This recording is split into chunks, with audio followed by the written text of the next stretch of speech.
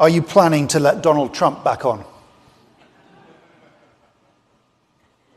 Well, I think there's a general question of was Twitter have permanent bans? And I've talked with Jack Dorsey about this, and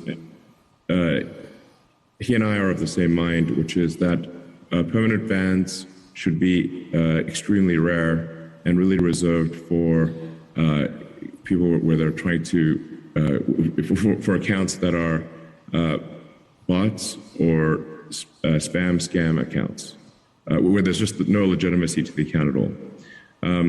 I do think that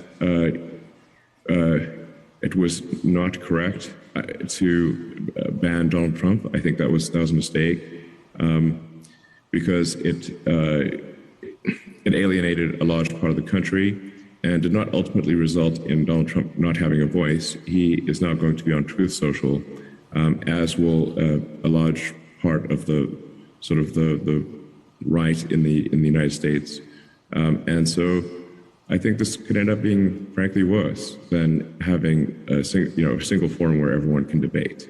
I guess the answer is that I would reverse the perma ban. Obviously, I don't own Twitter yet, so this is not like a thing that will definitely happen, because what if I don't own Twitter? But my opinion, and Jack Dorsey, I want to be clear, shares this opinion, is that we should not have perma bans. Now that doesn't mean that somebody gets to say whatever they want to say. If they say something that is illegal or otherwise, just destructive to the world, then that there should be perhaps a timeout, a temporary suspension, or that particular tweet should be made invisible or have very limited traction. But I think perma bans just fundamentally undermine trust in Twitter as a town square where everyone can voice their opinion. It was I think it was a morally bad decision, to be clear, and foolish in the extreme. Even after he egged on the crowd who went to the US Capitol, some of them carrying nooses, you still think it was a mistake to remove him? I think if there are tweets that are wrong, they should, and bad, those should be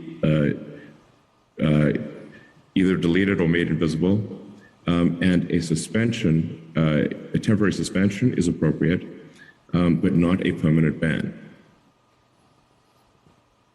So if the deal completes, he might potentially come back on, but with the understanding that if he does something similar again, he'll be back in the sin bin.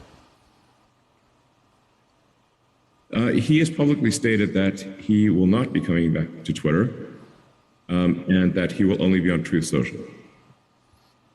And this is the point that I'm trying to make, which is perhaps not getting across, is that banning Trump from Twitter didn't end Trump's voice. It will amplify it among the right. And this is why it is morally wrong and flat out stupid